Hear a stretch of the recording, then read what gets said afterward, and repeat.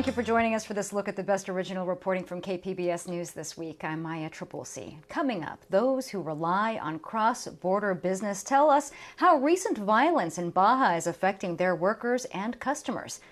In a tale of two Teds, see the former homes of two iconic San Diegans that are now up for sale. And celebrating their abilities, veterans with mobility issues show that they can still find ways to stay active and do the things that they love. Gas prices are now approaching $5 per gallon, down more than $1 since June.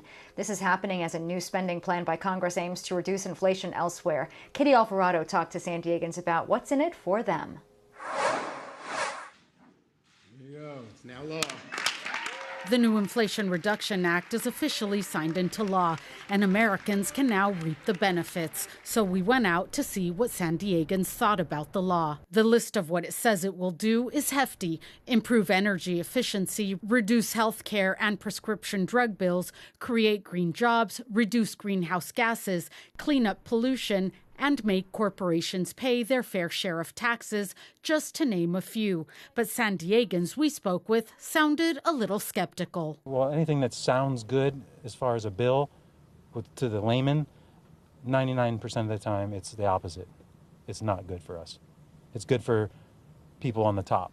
Jeremy Dukes immediately pointed out a few problems he saw with some of the big tax credits people could receive when buying electric vehicles and solar panels. Who can afford an electric car? And even if you can afford it, why would you buy another car? You have one that's already working just fine. Solar panels, yeah, sure, you may be able to afford them, but do you own the house? You can't put them on your house if you don't own the house. Most people rent. So it's not going to help the everyday American. This young couple out for a walk says they rent too and won't benefit from that or the electric car credit. I think it's cool anytime the government's trying to help out, make things more green, and that's ultimately the direction we have to go. I think we all know that. But they do appreciate the action on the environment. Yeah, it's cool that they're going to do something about that and that the government is actually taking a stand on, the future of the world, especially for younger people that have another 80 years to live. Congressman Juan Vargas says while this bill doesn't do everything, this is a forward step. This is a positive step. And that's why I'm happy about it.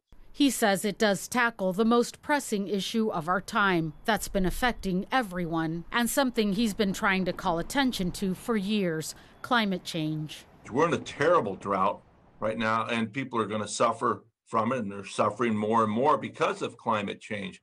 And so all the things that this bill does to attack climate change, I think that's where really they're going to benefit the most. Vargas says things like the prescription drug benefit will be more immediate, but he understands the frustration with some of the other items, but they will pay off eventually. They're right.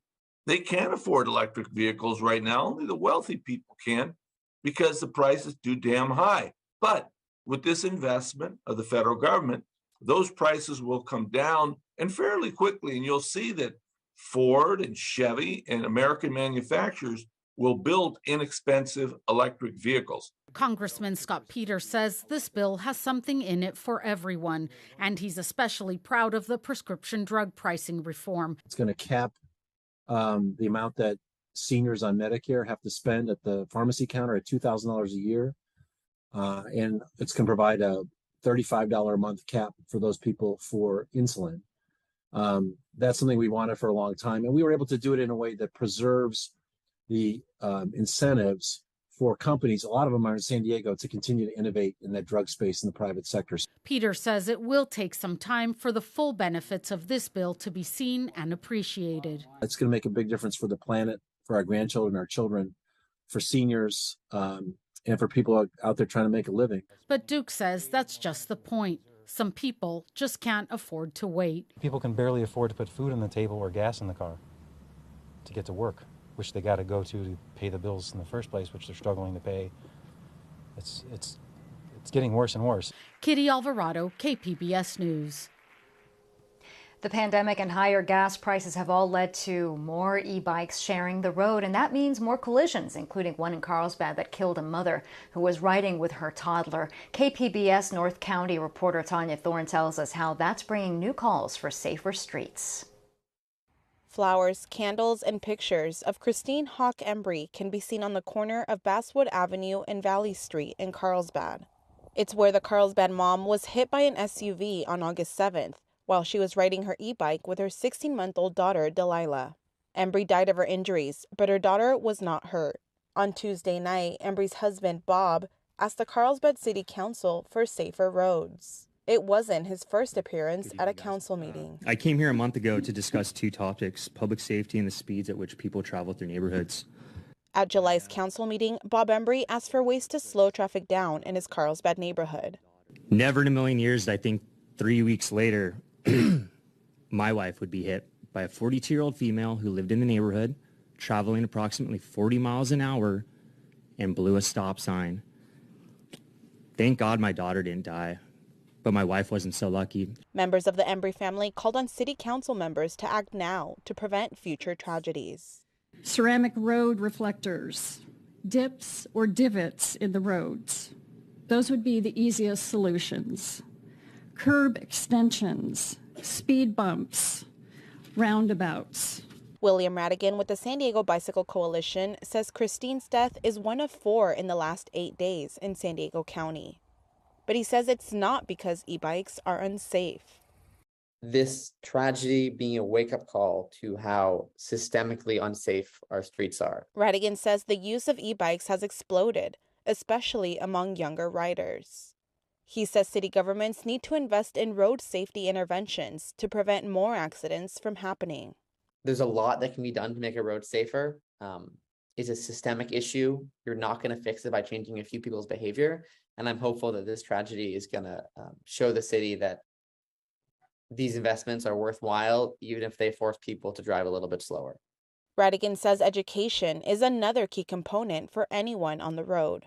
Just this week, Governor Gavin Newsom signed a bill for an e-bike safety and education training program. It creates the statewide standard of understanding how to use an e-bike, especially geared at minors. The bill was presented by Encinitas Assemblymember Tasha Borner-Horvath. It will create an e-bike safety training statewide. So every single parent, every single school district, anybody who wants access to how to ride an e-bike safely can access it. She says the California Highway Patrol will be developing the statewide e-bike safety and education training program. Tanya Thorne, KPBS News. All summer, we've seen the closure of South Bay beaches due to sewage contamination. KPBS environment reporter Eric Anderson has details on a new agreement by the U.S. and Mexico to figure out a solution. Mexican and U.S. officials gathered on the edge of the Tijuana River estuary to sign an unprecedented agreement to fix the region's cross-border pollution problem. Mexican officials will spend more than $140 million. We owe Mexico a lot of credit for stepping up in this really significant way to deal with the problems on its side of the border and to share this responsibility with us because we are one region. And so that's very fundamental today. U.S. and Mexican officials signed a treaty minute and a memorandum that identifies all the projects that will be funded both in Mexico and in the United States. The U.S. EPA's $630 million comprehensive solution blueprint includes expanding the sewage treatment capacity on the U.S. side of the border, fixing Tijuana's sewage pipes, and repairing a sewage treatment plant south of the Mexican city. Today's announcement says that we don't have to wait too much longer, that with the commitments that are being made today to the projects and to the funding sources, that we can get this done and open up these beaches for the children of this community on both sides of the border who've been denied the opportunity that is enjoyed by children all across both countries. The two agreements signed today are a bridge between Mexico and the United States. They're not a solution to the cross-border sewage problem, but a step in the direction toward a solution. Eric Anderson, KPBS News. Baja California is hoping we don't see another wave of violence from drug cartels like the one last weekend. As Kitty Alvarado reports, the threat put a chill on cross-border business. Many of the businesses here in San Isidro depend on employees who live across the border in Tijuana. The manager of one of the larger stores, who didn't want to give her name because she's afraid, says that when she went home to Tijuana on Friday after work, she saw a car on fire. She thought someone was having mechanical issues and didn't realize it would affect so many lives. ¿No vamos a salir o qué? ¿Qué pasó? Queríamos ir a la tienda a comprar pues para la comida y todo eso. She says that night they couldn't even go to the grocery store because they were so scared and couldn't sleep because there were so many sirens. Saturday morning when she went to go to work, she saw a ghost town. Estaba la línea sola. Nada de línea. Every day, about 37,000 people who live in Tijuana cross the border to work in businesses in the U.S. That's according to the Mexican Ministry of Economy. The store manager said it was shocking to see an empty border crossing, and even worse, to get to work and see bare parking lots there too. Solo todas las tiendas cerradas, estaban cerradas. She said all the stores at the strip mall where she works were closed, and the strip malls next to hers too. Her store was the only one open. She saw a group of owners gathered who told her they could not open their stores because their employees were afraid to cross the border. We went to another store nearby and found a young employee who stayed home all weekend out of fear. She didn't want us to show her on camera. She said she had safety concerns. Y supe que iba a estar muy fuerte y que no iban a dejar que saliera nadie ni si viniera. She said she called her boss on Friday evening when she heard about threats from criminals calling for people to stay home. And every person she knows did the same. Tenía mucho miedo. No sabía qué iba a pasar y no sabía si... This young employee also doesn't want to give her name, but says she stayed home too, and so did her neighbors and friends. She says it affected all public transportation. She says she was scared and didn't know what would happen. But she did finally take a risk on Sunday and went to work, knowing her car might get taken and burned. Hay poquito miedo por parte de la gente y como te digo, She says it's definitely calmer, but there is still fear and limited transportation because many drivers are afraid their vehicles will get taken and torched too. And those who rely on it to get across the border to work or want to cross to shop are out of luck. The manager of the store says many of the shops had just gotten back on their feet and are barely hanging on after the pandemic shutdowns. And if this fear lingers, the ghost town conditions she saw over the weekend may haunt them for years, and the loneliness makes her sad. Así se siente el ambiente, se siente hasta tristeza de verdad porque miro en las calles y todo solo. Kitty Alvarado, KPBS News. And that story is among our most read this week at kpbs.org. So is the story that you saw earlier from Tanya Thorne on the SUV crash that killed a woman riding on an e-bike in Carlsbad. Thursday's emergency landing of a small plane in El Cajon is getting a lot of attention too. And the decision by UC San Diego to cut admission offers is among our most read stories this week. For more than a year, San Diego's mayor has wanted to mix in new housing with needed renovations for public spaces like libraries. The city council cut some of the red tape, but getting projects going has been a struggle. KPBS Metro reporter Andrew Bowen explains what's taking so long. And the reason why we're here today is the construction of a new Oak Park branch library. Last month, Mayor Gloria gathered with several colleagues to make an exciting announcement. The state of California was giving San Diego $20 million to help design and construct a new library for Oak Park. When I heard the news, my mind immediately went back to the mayor's 2021 State of the City address. Among a slew of new housing policies, Gloria said this. We know that real estate is at a premium in San Diego, which is why I will implement plans to incorporate housing when we redevelop or build new city facilities. This could mean building apartments on top of new libraries and fire stations. And I will take a thoughtful approach to make sure that our transit system and our infrastructure can support these new units. So I had to ask, will Oak Park's new library be the first in San Diego to include housing? The answer is no. The mayor's office says the project is too far along to change, and delays could jeopardize the state funding. But there have been conversations in other neighborhoods about mixing libraries with housing. It really started out as a conversation about how to get a new library and how to get a larger library. I meet Aria Punaki outside the North Park Library. It has a lot in common with the old library in Oak Park that's due to be replaced. It's more than 50 years old, it's small, and it doesn't have the kind of things people need from their libraries nowadays, like community meeting rooms. Puniki helped lead a discussion at the North Park Planning Committee earlier this year about building a new library with housing on top. Because we do have a nice sized lot here, and as the community's been growing over time, there's a common criticism that there isn't enough infrastructure being invested at the same time that we have all this new growth. And so how can we incorporate, a way to tackle the housing crisis and create this infrastructure for our new larger population here in North Park? The response Puniki got from city officials wasn't encouraging. North Park isn't anywhere near the top of the list when it comes to getting new libraries. Other neighborhoods like Oak Park have even greater needs. And absent a large charitable donation to kickstart the process, the city isn't likely to redevelop this land anytime soon.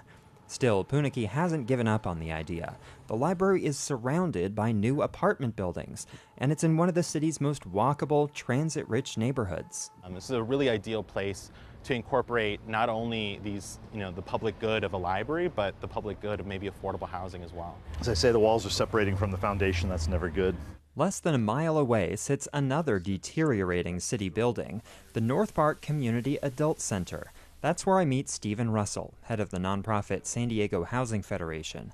He says when public assets like these reach the end of their useful life, it's incumbent on city officials to reimagine them, and the land is too valuable to build just one story. But if we have a single-story building, what are we putting above it? It is a wasted opportunity if we aren't in some manner making use of that space. Single-story buildings in a built environment like this is always a wasted opportunity. But there's an extra complication with this building. It's part of the North Park Community Park. When the City Council passed an ordinance last February to streamline housing built on top of public facilities, it excluded facilities located on parkland. Russell says he's not sure that makes sense, especially when a building already exists, and making it taller wouldn't require sacrificing any actual parkland. Adding housing to the park might even make it safer. And I think in North Park, in particular, you have a park that is, unobserved. There's lots of illicit activities that have gone on in the past. Maybe having more apartments, more eyes on the street, more eyes on the green, maybe would actually help the situation. City officials were not able to name a single library, fire station, rec center, or other public facility where there are concrete plans in motion to incorporate housing. But they did get a grant to study the concept's feasibility more closely. A report is due out sometime next year. Andrew Bowen, KPBS News.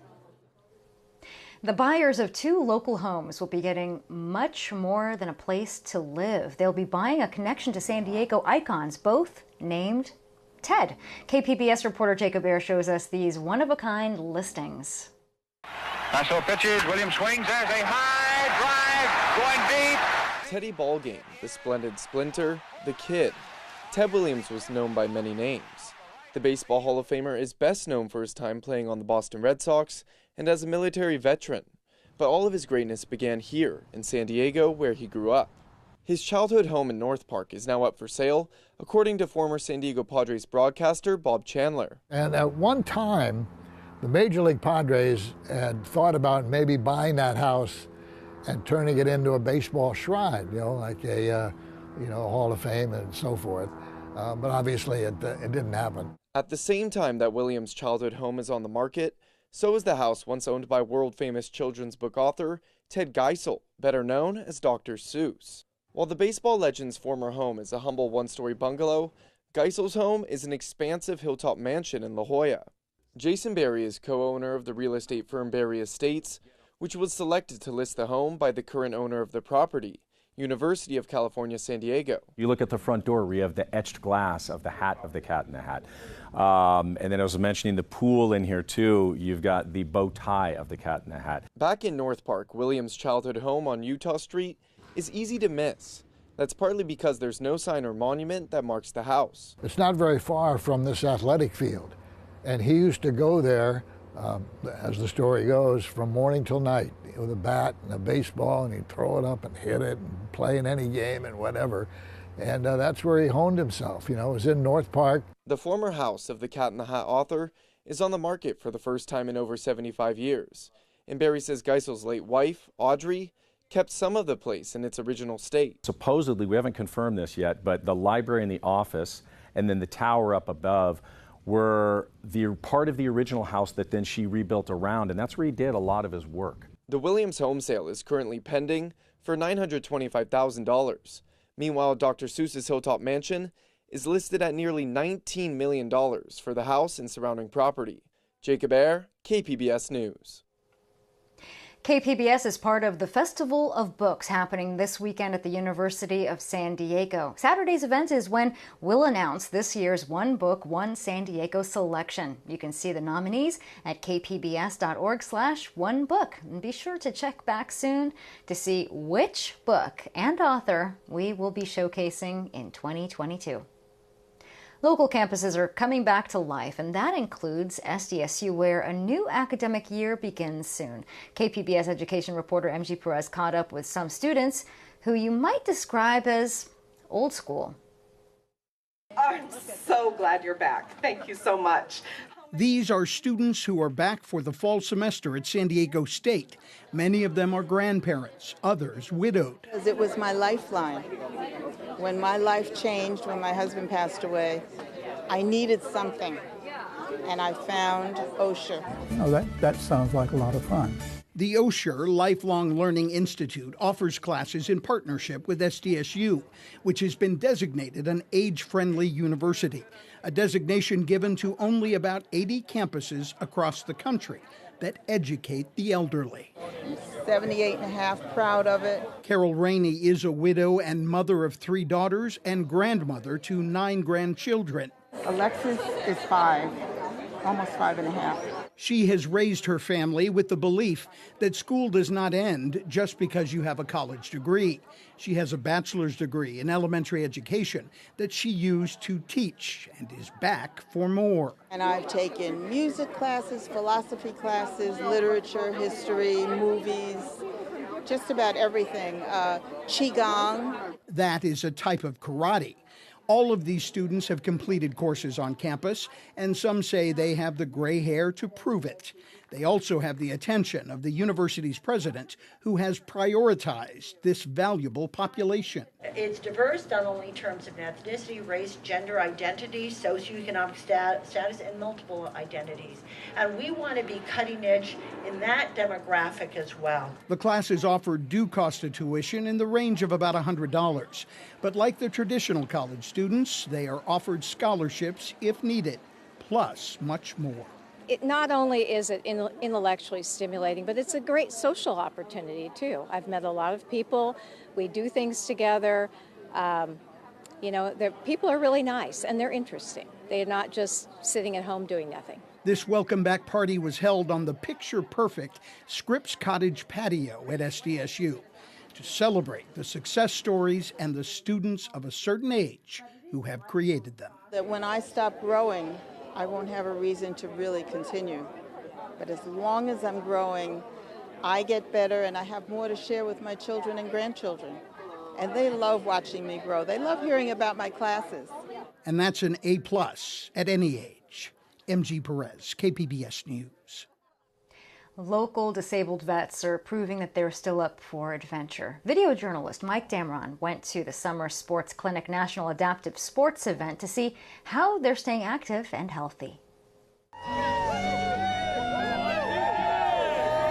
We have men and women that have served our country with all kinds of different disabilities that are here learning adaptive sports. You know, this is a model of rehabilitation to get veterans out of the hospital and into the community, trying some new things and really pushing themselves.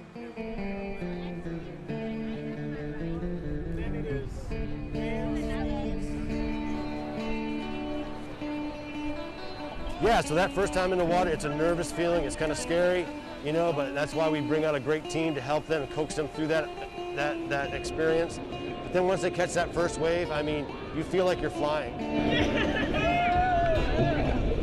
So a lot of folks that are living with different disabilities and conditions think that doing athletic activities is out of their realm. And so we show them through surfing that they can do anything they want, and we get them to focus on their abilities, not their disabilities.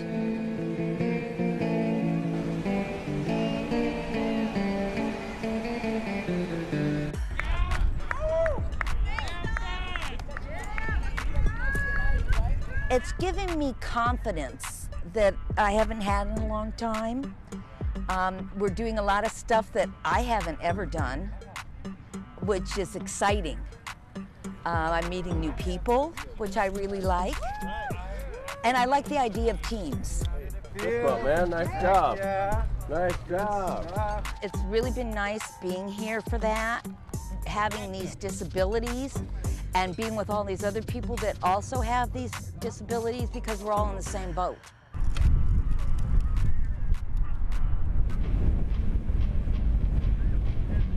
Being in San Diego on the water is like a dream come true. It's something that I thought I would probably never do in my lifetime. So to be able to do it and have fun, make new friends, it's awesome.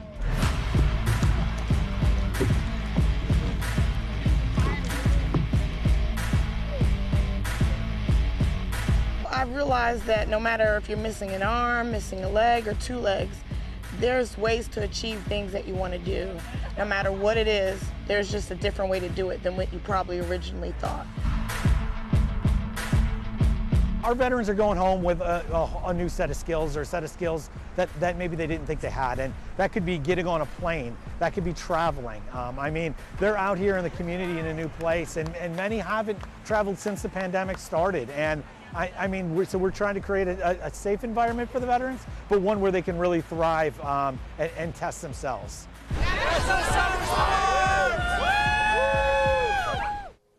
And that story and all of our content is on the KPBS YouTube page. You can also live stream KPBS Evening Edition weeknights at 5.